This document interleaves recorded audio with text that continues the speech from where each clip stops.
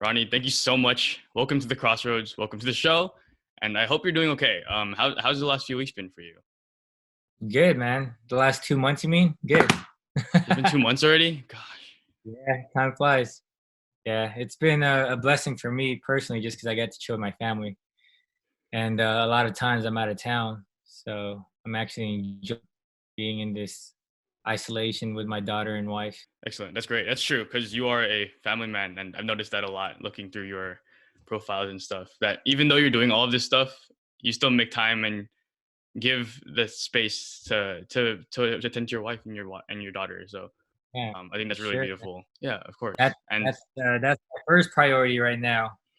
B-boy to be men. yes, that's true. And then that's yeah, definitely. That's something I'm gonna have to learn on later on. But How old are you? I'm 22, Oh so man, that's crazy. we'll see. Yeah, definitely something I take after you for. I think that's gonna be something that we can all look up to is being grateful for the situation and what it's giving us at the same time. Even though it is a crisis, right? It's not the best thing in the world, but at the same time, there's a lot of good that can come from this, and a lot of that can Oh, for be sure. like attending Yeah, with your you gotta family find and stuff. you gotta find a silver lining. There's always good in every situation, or you could find positive things in every situation. Right. And I guess could you speak on that a little bit more? Because it seems like even though you have this time to your family, you still have to make like income, right? And all of us still, Mhm. and I feel like this has gotten in the way of a lot of our livelihoods in terms of work Mhm. and whatnot. So, what are some of the challenges that you personally have faced and that your teams have faced, and how have you guys kind of been navigating that these last few months? Uh, well, the great thing is we have this whole technology and everything is just kind of moving online. So in this generation, we just got to learn how to adapt, and that's what everyone's doing right now. So a lot of people that are used to traveling and teaching workshops, they're just doing it online now, which a lot of people have already been doing it prior.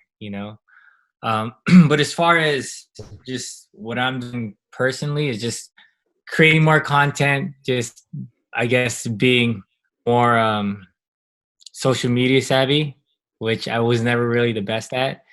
So just trying to learn new things and just trying to grow as much as I could and try to grow with the times too, because obviously like I feel like I'm a lot older, so I just started TikTok, which is brand new to me. Oh, you did? Hey, yes. Because I didn't understand it. I still don't understand TikTok, but I had the time to learn. So that's what it is, man. It's just adapting and being put in a situation like this. We just gotta learn how to be positive and roll with the punches of what's going on in the situation that we're in. Yeah, dude, definitely. And that's funny. It's just like anything else. Like it requires a little bit of adjustment. And I feel like as the generations grow and as technology becomes more available to us, I think that's also the reason why these platforms are getting faster and faster. And it goes from like 1 minute posts with long captions to like 15 seconds or 5 seconds, and that's all you have. But I mean, like anything, it can be learned. And I really commend you for continuing to continue to have that mindset. And that's something that's really cool about you. I feel like you're a very timeless man. Like not even just from looks. Like I've been researching you for the past like I went down the timeline, and it's hard to tell when you did what interviews and what battles because you look really similar in all of them. So that's really great for you. Like you got very nice genes, and uh, um, Thank you, man. on top, yeah, dude. And there's something I guess that was standing out to me as well because I remember you told the story a few times in your interviews about how before Red Bull and before IBE and all this stuff, and before you caught that wave and started rolling, you started in about like 92, 93, right? Breaking. And Yeah. so there was this whole 10 plus year gap where you may not have been like in the glorious in the fame and people knew the name Ronnie, right? And so you had to work for that. And I'm really curious what those 10 plus years were like. Because I remember talking to Nico as well. I remember he told me a story about you and him at Silverback when like Poen took his seat or something. And then like he was like sitting alone. And then you actually went over and sat with him and you kind of just had a conversation with him. And so he really appreciated that. And there's something that, That's cool. Yeah. yeah. And there's something he mentioned. Yeah, I vaguely do remember that moment. Yeah, he takes that. He thinks it's one of the most special moments he's had traveling. So he thanks you for that, and he remembers also you talked to him a little bit about how before you caught the wave, like you had to struggle through that. You had like you had to deal with being broke, and you had to find ways through. And so I wanted It, to hear a little bit about that. but and I feel that a lot of b-boys could kind of relate to this, but the struggle is actually what makes you work harder, and what makes you push even more. And to talk about the 10-year gap from like 93 moving forward to, you know, my career actually taking off, the thing was when I started, I never looked at it like it could be this big. Now when people start, they kind of have a benchmark, right? You kind of see b-boys like, all right, this is who I want to be, this is what I want to become. When I started, you had, you know, crews that we looked up to, but it wasn't until the industry blew up. So when we started seeing style elements in like Christina Aguilera's videos, because that was a crew we looked up to, Renegade's crew, you know, and that was actually around this circle, because I started in 93, but I was already going to competitions early on. I was at Radiotron 96 when Style Right. Elements battle Renegade. So I Renegades. got to Hmm. meet, yeah, I got to meet Wicked. I've known Wicked forever. Ivan, my brother, and I drove Ivan out. Were mine. So these were my OGs. These are like my legends, you know. So at that time, I was thinking, okay, where could I get to where they're at? And this was when they started doing a lot of, you know, big battles, like winning Battle of the Year '97, and still at this time it was more about a crew. So I was never concerned about me blowing up as B-Boy Ronnie. It was about putting Full Force on the map. So that's where the story begins. It starts with Full Force. So from 93 all the way up until 2000, where we actually made a name for Full Force, we were entering battles as a crew. You know, we went to the freestyle sessions, the B-Boy summits, small battles in Southern California, calling people out, flying out to Hawaii, trying to call out Rocksteady Hawaii. We were trying to make a name for ourselves, but it was really hard because at that time, you don't get known until you're in the VHS tape and people know who you are. And it's even hard for people to know who you are if your name isn't on the video. Right. So but one event that actually exposed a lot of people in a good way was Freestyle Session, because it actually had people's names, you know, and Okay. out. So in 2000, when we entered Out for Fame, it kind of put not just Full Force on the map, but Vegas on the map. So I would say that in 2000 was when, you know, we kind of came out of our shell, because that was always my whole vision, was how could I put my city on the map? And it was winning this big event called Concrete Soul, because we beat Havoc Coro, and at that time Havoc Coro was considered like the best in the U.S. You know, Mhm. and so 2000 was like the beginning of Full Force. I see. And that Yeah, it seems like it was very centered around the team aspect and like bringing your family with you and growing with your family, putting your city on the map. So it yeah, always seems like that was what you were concerned about, which is awesome because I mean, I can kind of already see it in your personality. Like the first time I met you was at Life is Beautiful like a year or two ago. And um, the second you that saw was me, like you welcomed me. It was so much fun. And I'll never forget that. But you welcomed me with open arms. Like the first time I saw you, it was like in front of stage. I'll never forget that as well. And it seems like across the board, people have a very not only are you a dope b-boy and you're this organizer and you have all this stuff, you've got awesome families and you're part of awesome crews, but on top of that, you're always open to with an open mind and you're willing to learn, you're willing to meet new people and be kind to them. yeah. And I feel That's like that's what it is. a yeah, I would say I learned a lot from just even being in the crew for so long. You know, it's learning a lot about loyalty and family. You know, and I know that sounds very cliche, but in Full Force, we've been together for 25 years, and we really are like a family. And you know, from 2000, when Full Force made a name, we collaborated with Battle Monkeys and Knucklehead Zoo and created Super Crew. You know, so Super Crew was more of a collective because we wanted to do more um, outside of just Vegas. So uh, if you're to really break down the timeline, Full Force really blew up in Vegas, and we're still really relevant in Vegas. But when you think about anything outside of our city and worldwide, that was always the Super Crew name that we were carrying. You know, but I wouldn't have been able to do any of this if it wasn't for the crew, because we just learned a lot from each other and we're still growing. you know, and that's why our Full Force logo is a tree. That's what we kind of represent, you know. Oh, okay. We Right. I just remember seeing that. constantly, It's on your stomach, right? The tree, and it's also framed in a lot of. all of us have the tattoo. We have this emblem at our studio. We have a studio as well, District Arts. So yeah, man. Obviously, we treat people that come to Vegas like family, especially if, you know, like you're one of our peoples. And you know, when you came out to Vegas, you were good people. So we took care, you know, of you and Stance, and it was good times. It really was, yeah. I'm looking forward to more. But definitely I appreciate that, and I see where it comes from now. Um, so Full Force was started by you and your brother, correct? And maybe there's a few other members, if I'm not mistaken. It was me, my older brother, and Rock, who is still breaking till this day. He's Wow. a nurse, but then he still, you know, gets down. We have Zoom sessions. It's crazy, bro, because, you know, a 25 years, that's a quarter century, and just to think and to fathom the thought that we're still together, we're still breaking, you know, it just, for me, it says a lot about my circle of friends.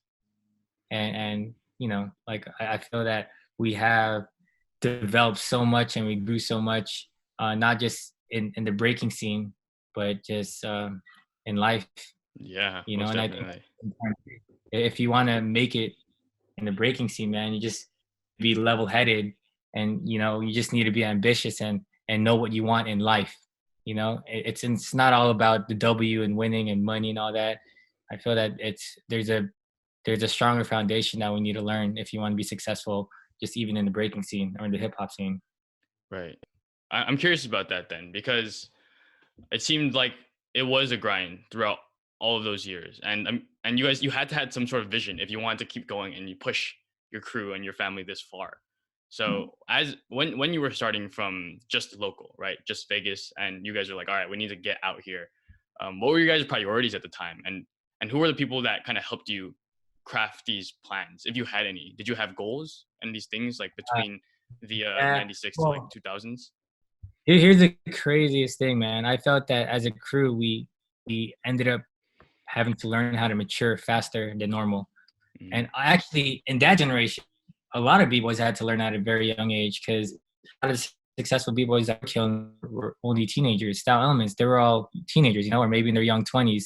But the first time we traveled at Full Force 95, I was only 12 and my brother was 15, and he was the oldest one in the crew. And he organized this battle for us to go all the way out to Seattle, and we right. made it to the finals against Boss Crew, Breakers Wow, of really? South Seattle, who are the original Massive Monkey members, you know. So some of the older Massive Monkey members used to be part of Boss Crew. So that was our history.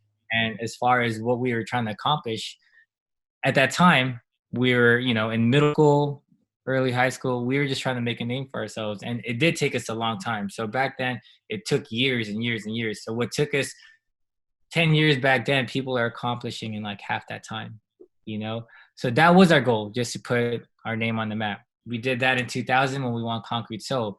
So our next goal was to go global, go international. So we knew we couldn't do it by ourselves, you know? And the thing about Full Force, or just even me personally, and with a lot of b-boys, is ego gets in the way, you know. Oh yeah. And for us, we were down to collaborate with different crews, because, you know, we knew that we could help each other, and we knew we would be a stronger force. So with Full Force Battle Monkeys and Knucklehead Zoo, we got together, went to freestyle session, called people out, and that's when we earned a name for ourselves as Super Crew. And then that's when people started inviting Super Crew to go to different battles. You know, we did World B-Boy Championship in London, and we made it to the finals against Massive Monkeys. Oh, Imagine in '95, Breakers of South Seattle. Fast forward to 2004. This is like, you know, almost 10 years 9 years. later, Yeah. battling the same people as Super Crew now. You know, and it's just it's such a big breaking thing, but such a small world. And that's what I love about it. Even though people are so competitive and everyone has like this big ambition, I feel that people lose track of just what the dance is really about. You know, it is about having fun. And I feel that that's the reason why I kept going. We could go deep, and I could sit here and, you know, shed some light on my experiences. But the truth of the matter is, the reason why I'm still doing it is because it's just fun.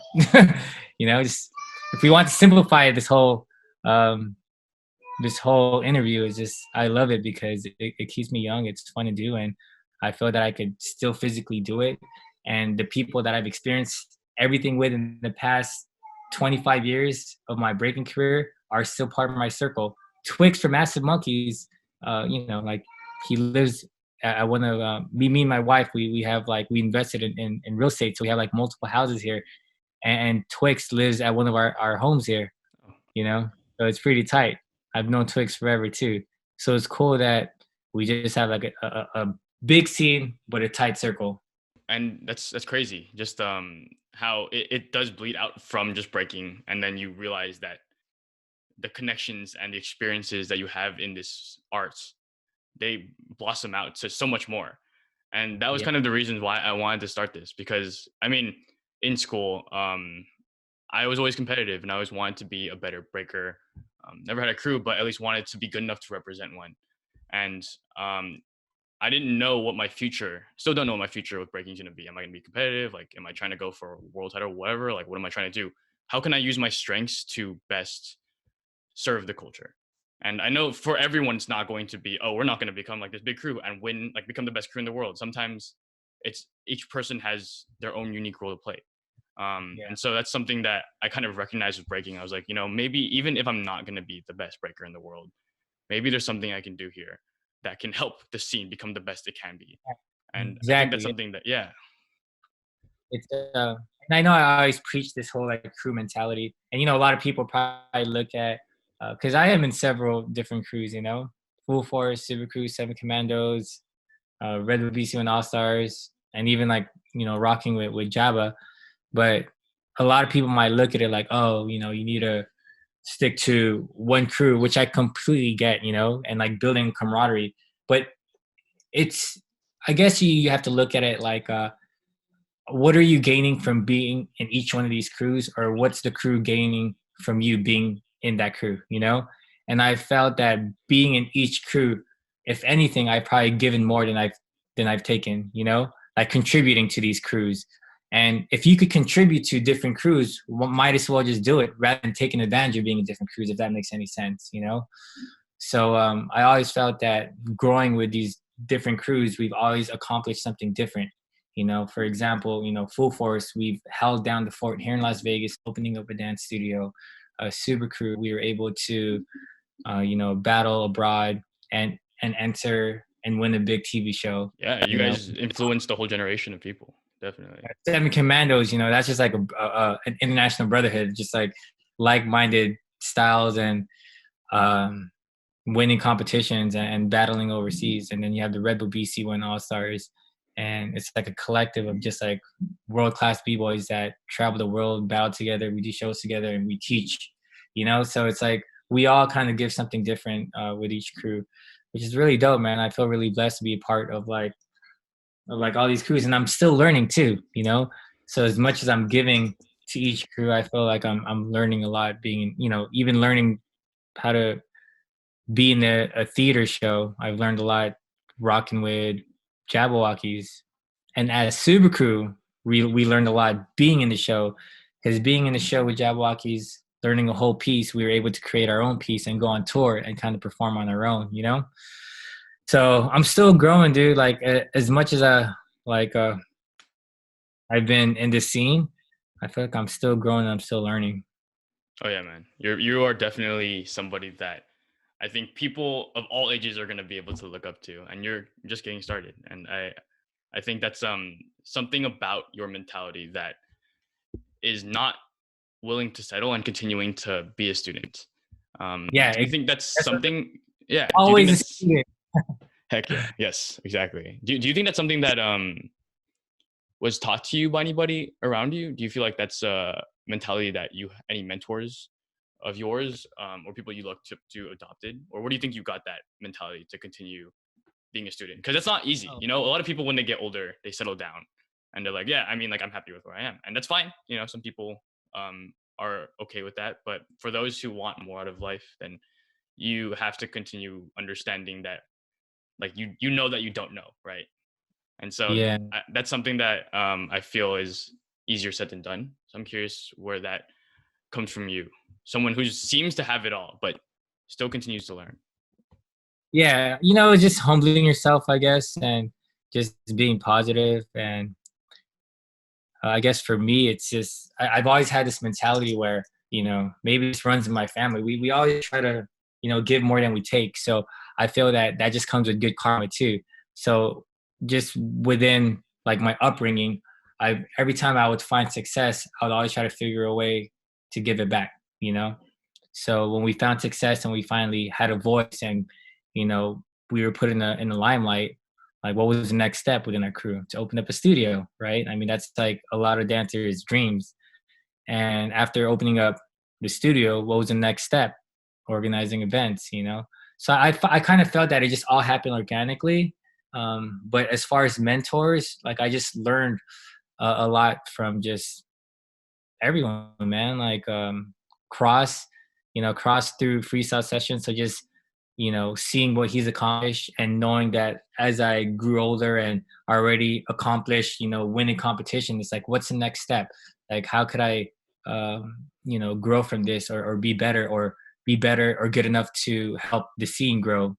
So for me, it wasn't always about me being an individual, but how could we help other people succeed? Because if the scene succeeds, we succeed, you succeed, we're all in it together. I mean, just b-boying, breaking in general, we're already like the black sheep of the hip hop culture, so might as well support each other so we could all grow together. And that's always been the thing about the scene. And I've learned within the 25 years, you kind of go through this roller coaster ride.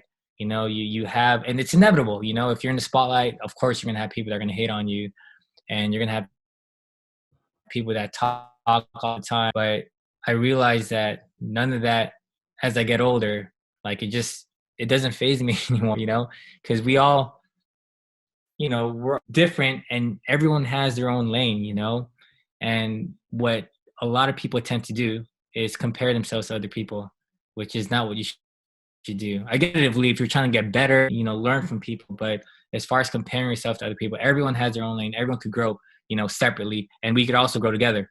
So that's always been my mentality, man. Anytime, like, I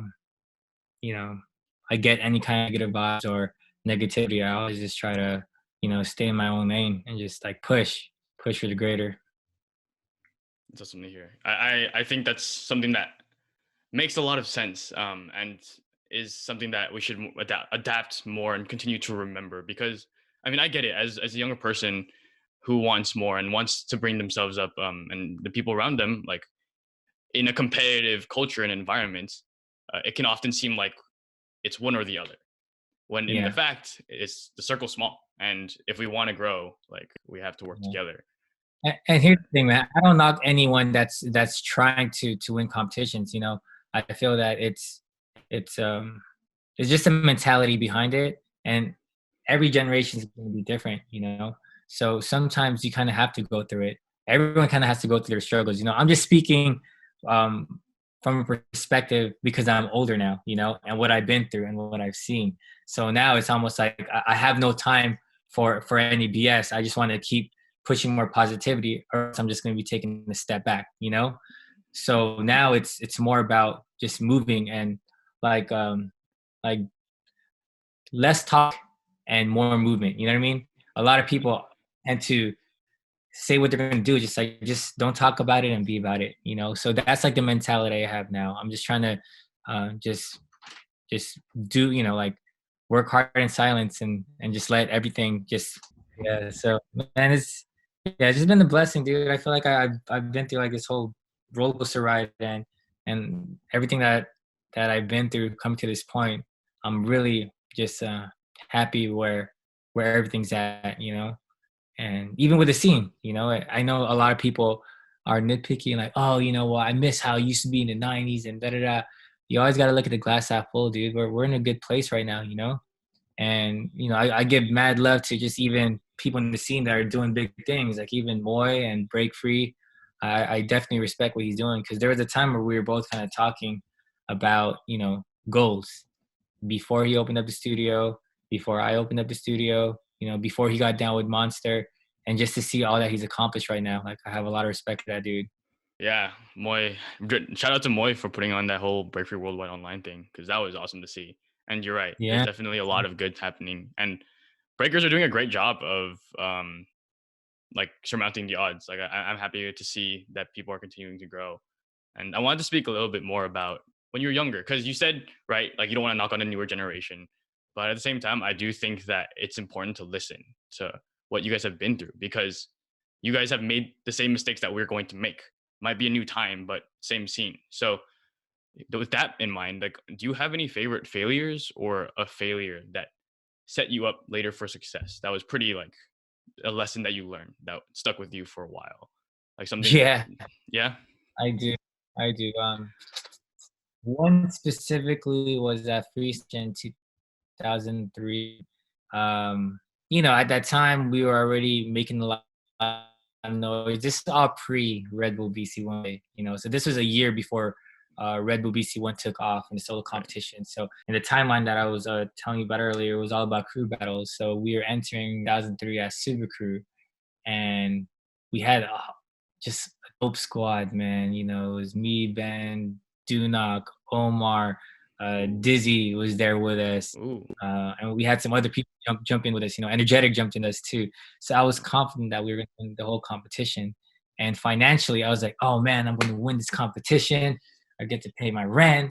I was just so hyped. And I remember one of my crew members was back home that didn't come with us, kind of warned me. He was like, yo, don't count on it, man. Don't throw all your eggs in one basket, And I was like, nah, dude, I'm confident we're going to win. Sure enough, jinxed ourselves, and we lost the first round. Oh shit. So went home broke. Struggling to try to pay rent, and this is a lot of b-boy stories that live off of breaking and battling. So I would say that was a big lesson for me, to not be dependent on winning a battle to and that's the thing. This is a part of the struggle. So I know there are a lot of dancers out there that do that, and much respect to them, to each their own. But this is me personally. That was a lesson I learned, that, I can't depend on winning battles to be, feeding myself. So that was a turning point in 2003, But of course, I was still competing, but I knew that I needed to find like not a real job, but at least something that could hold me down. So I was fortunate enough to book a tour with Maxim magazine. And yeah, so this started literally the following year. So how did you end up getting that tour? Sorry. How did you end up getting to that gig? Abby girl from Problems Crew. She came to Vegas. I came to the Maxim party. They needed an extra b-boy. So I ended up jumping on this tour with them, which lasted for 4 years. Whoa. 2004 to 2007, 4, 5, 6, 7, for 4 years. So we were on tour for 4 years. But it was the funnest tour, because we got to go to a different city in the US. I got to come back home and chill, work at the club dancing. So I actually had a consistent job for 4 years straight. And it's just crazy how everything happened in a timely manner. And it just worked out, because from 2004 to 2007, that was when BC1 started. So I was competing at BC1 every year while I was on tour, which kind of too. So how would that work? Would you like fly to wherever BC1 is being held during? Wow. Exactly. While I was on tour, I'd be in a different city. They would give us the schedule. So I'll be like in Atlanta City. And then, obviously I would know a few months in advance that I would be competing at BC1. So I would tell them to just fly me from this city to the world final, So I was already traveling a lot pre BC1. But the thing about me, which I didn't take as serious, because competition wasn't as serious to me, granted I didn't want to win, was that I didn't take into consideration that I should be flying out a few days later like all the competitors. So all the competitors every year, and the organizers of Red Bull, knew that I was always the last b-boy there, because I would fly from tour. So I would literally fly in like 2 days before. I felt like there was one world final where I flew like the day before. Yeah. But it's a lot different now, because the standards now is like you go in, you rest, you get acclimated with the city you're in. But back then, to me, it was just another battle. It was like, okay, I'm doing this, I'm battling here. All right, BC1 is on this week. It wasn't as serious back then. It definitely was not as serious as it is now. The event grew, and it's definitely on a different caliber. But those first few years, I guess I didn't take it as serious as I should have, But then in 2007, so now I'm going to continue the timeline. So I toured from 2004 to 2007, won BC1 in 2007, and in Mm-hmm. 2000 ended up entering America's Best Dance Crew with Super Cr3w, and we won that.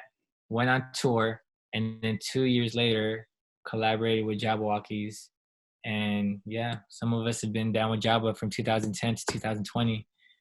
So imagine, man, that almost that 20-year window has just been nonstop, and I've learned a lot, from opening up a dance studio to starting Footwork Production with my older brother and organizing events to Super Cr3w and working with Jabbawockeez. It's been like I said, it's been a roller coaster, man. You've been doing a lot, dude. Yes, 100%. And on top of dancing and like bringing your crews up and being on the stage, you also have taken up a lot of other things. Like you host a lot of stuff for Red Bull. You're organizing a lot of stuff. You're essentially an entrepreneur, businessman, owning a few studios, right? There's multiple districts. And now we have one now, but we did have three at one. Oh, okay. Well, there's districts, right? So you're still a business owner. And there's just so many things you're doing, right? And so it sounds like you picked up these skills here and there. I remember you went on a podcast with like Jesse Lee, and you guys were talking about how you guys wear multiple hats. And I'm curious, like, is there anything that you have, like lessons you've learned about like the art of learning things? How do you navigate picking up all of these different tasks and skills? Man, it's hard. I'll tell you that it's hard. It's hard to balance everything, but it's just being ambitious, dude. And what I've learned is time management, and just knowing when to take a break, because some people could be over ambitious, and sometimes that could hurt you at the end. And that's just for everything I'm talking about is just from personal experience. Yeah. There was one year where we started our events company, and then we had the studio, and we're starting a new show with Jabbawockeez at the Luxor. And then I got invited to compete at the Red Bull BC1. And on top of that, I was still kind of helping, as a consultant for Red Bull. So I was just like doing too much. Yeah. So it was, for me personally, it was like the worst competitive year for me. So I learned, if I'm going to compete, I need to slow down on everything else and all the other responsibilities, So it's like, it's doing too much. But then sometimes you have to go through it in order to learn from it. So I don't take, I don't regret doing all that stuff, because now I learned from it. And now I'm just learning how to just like spread everything out as far as responsibilities. And you got to learn how to trust people too. Trust people in your crew. Because sometimes it can get to a point where you want to do everything yourself, but then you need to start, or with me, I needed to start trusting people in the crew. And, that's always been like our new motto with our studio too, empowering, impacting, and connecting. So we're trying to empower more dancers now, and impacting lives and connecting the community.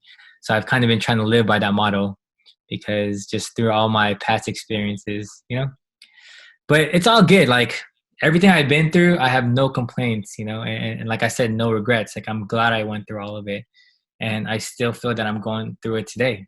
We still have a studio, I still organize events, and I still learn every year something new and something different. Yeah, there's lessons in every experience, right? And so that's also a very important thing to remember as you continue to navigate through these failures, right? And so you talked about time management. So what role does that have in your life, and what does your time management look like? Do you keep a planner? I'm assuming that your schedule is not set in stone a lot of the time, because you're going all over the place. You gotta be here, you gotta be there. So how do you organize your weeks and your days? It's just a calendar, it's like an annual calendar. Actually, I have an idea of what can happen every year. Okay. All our projects, which is so dope, just to be a part of it, and just even being able to see what goes on the back end, like I'm just blessed to be working for like such a dope company, that lets us kind of have creative control of a lot of the projects, So we're able to do that. And as far as managing stuff with my family, I try to have it so that if I am traveling, I can bring them along somehow, some way, you know? So if it's going on tour, like say for example, just earlier this year before the whole coronavirus hit, we did a Super Cr3w military tour Mm-hmm. in Japan, Korea, and Guam, and I was able to bring my family to Guam That's awesome. uh, at the tail end of our tour, and then afterwards got to take them on vacation. And a lot of times with my calendar, I just try to make sure that everything is spread out and not overlapping.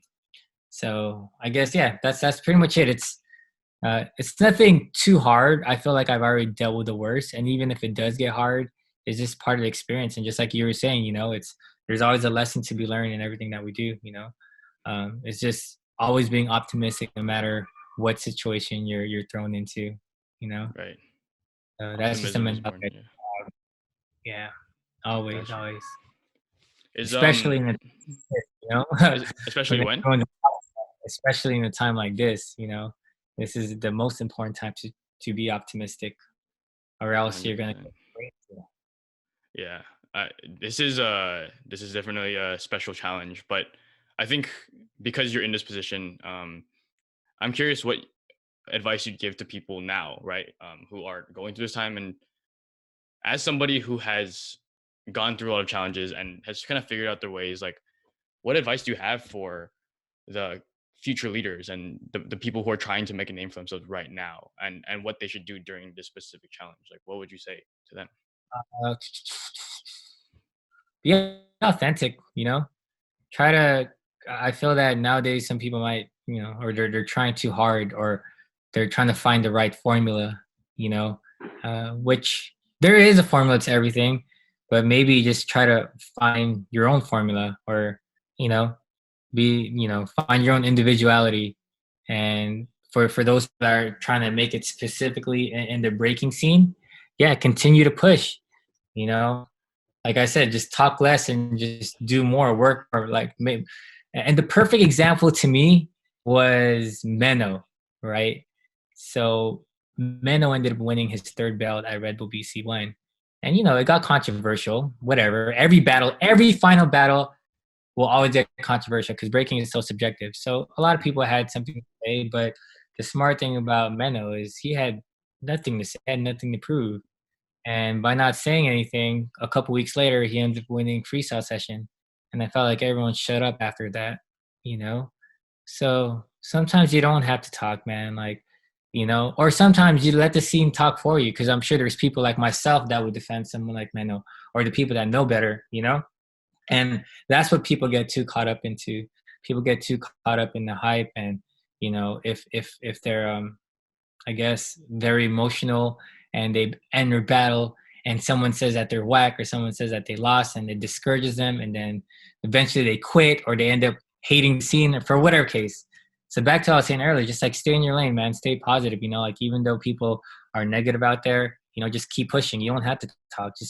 Just train hard, work hard, and eventually you'll get what you deserve. You know, and that's what I truly believe too. It's like you don't, you know, prove it to yourself. A lot of people are so worried about like trying to win now, you know. It's like you need to learn patience. I would say, yeah, that's one of the biggest advice I would give. Just be patient. Right. Keep your head down and be patient. That is definitely something that requires a lot of persistence and vision, right? Where the planning comes into mind, right? And then having Focus. a goal to work toward. Yeah, stay consistent, man. Stay consistent, stay focused. You know, this is 25 years, you know, I've been doing, and I've known OGs that have been doing it for longer that I'm learning from. You know, I talked to Legs, I've talked to Kenny before, and just to see what they've been through, you know, it's humbling because we're actually blessed in the position that we're in, you know. Right. Even the exposure that we get in the 90s, you weren't able to do this. You had to, you know, put yourself out there and wait a whole year till a tape came out with you battling. Now everything is so instant. Hmm.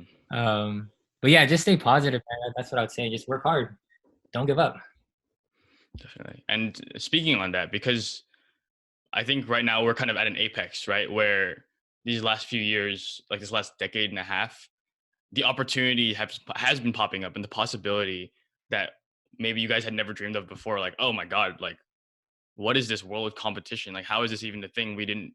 Maybe you did have a vision for that. I'm curious, as somebody who is part of that first generation of like a sponsored crew, by like a company, and how that kind of came into fruition. Like, how do you think we can continue moving forward to make that more of a possibility?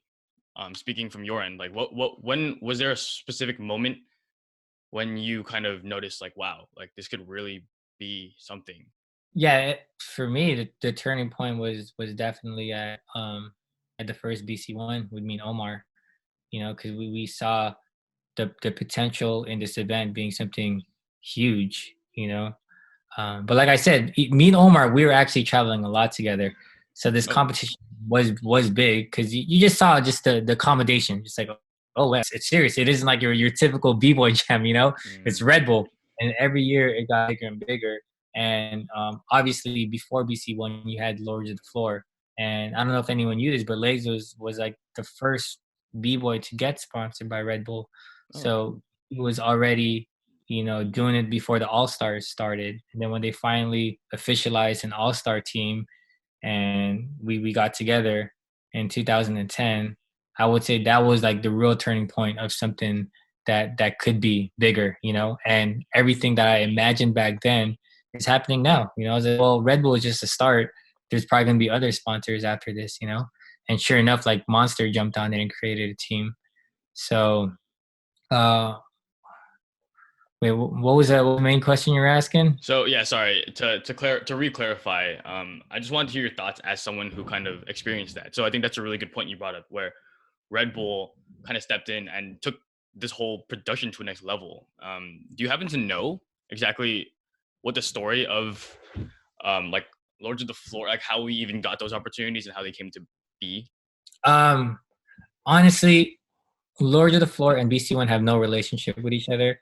Lords of the Floor was a national US event, and Circle Fire, I believe Bob DeBalance helped organize it in Seattle, and they had it there for 2 years. And when BC1 started in Switzerland, it was originally just supposed to be a one off, but then it just ended up being a dope event. And, you know, they came out with the DVD and the production value was dope and on another level. So then they brought it back to Berlin the next year, and which was even bigger, you know. So I think that kind of set the tone. Um, but these events, I would say, kind of set the standards for like how professional breaking looked, you know. And you had R16 coming out, and I remember they ended up doing Freestyle Sessions Special Edition in Korea, and it was sponsored by Nike. So I felt that the look of breaking in the mid 2000s, it really elevated, you know, and to the point where it was marketable and marketable enough for them to want to invest in sponsoring individuals and eventually sponsoring a team.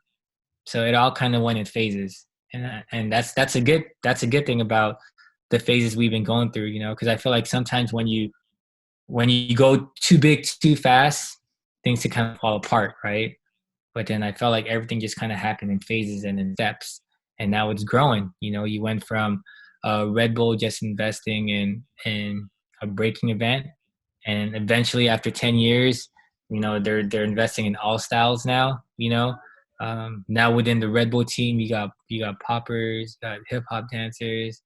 You know, um, yeah, dude, it's dope. It's just I'm seeing growth, and that's what makes me happy. Just to know that there is work out there for people, and knowing that people could make a living doing this, you know.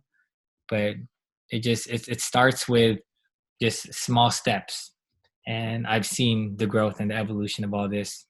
What do you think are your next steps? Do you have any new goals that have come up in the last few years where, you want to push, or now that you're at where you are now, Mhm. do you have any personal things that you're striving for?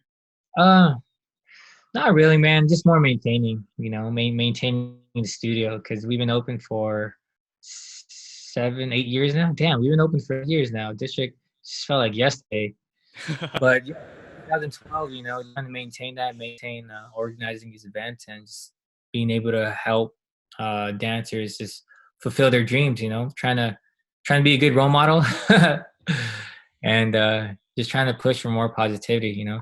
And it's great too because you know with the pro breaking tour, there goes something else that we didn't have before. It's just all the you know organizers and promoters uniting and everyone getting on the same page, you know. So that's all I really want to keep and continue to push is just positivity and just trying to help others. I'm glad that we have you guys there for us. As somebody who has traveled the world and seen so many different breaking scenes all over the world, what in your opinion do you think separates a scene that is really like striving and growing, like how you guys in Vegas kind of took your Mm. scene and blossomed it? Like, what do you think are the steps and the most important things that you would give to these community members? I would say the level of consistency. You know, just keeping it going. Because some people, like I said, they just get discouraged and they stop, and they kind of have to reevaluate and start all over again. With us, through all our struggles, through times where we almost lost our studio completely, we just kept pushing. You know, and you'll notice that when you keep pushing and like I said, when you talk less and just keep going and keep doing, people will follow, you know? It's like that whole saying, if you build it, they'll come. And I kind of felt that it's worked for us because we're a crew that our actions speak for itself, you know? We don't have to brag about our accomplishments. We've been doing it for so long, yo, like since 95, and we're still here. You know what I'm saying? So I would say just stay consistent, dude. And don't worry about uh, what people say, and don't worry about other negative you know energy that people bring your way. Stay in your lane and just keep pushing. That's what it is. Stay focused, man. uh we kind of live in a time where there's just like so much going on, you know. It's oversaturated with this, people get in your head, social media, people are doing this, people are competitive with each other, and it could get really really distracting, right?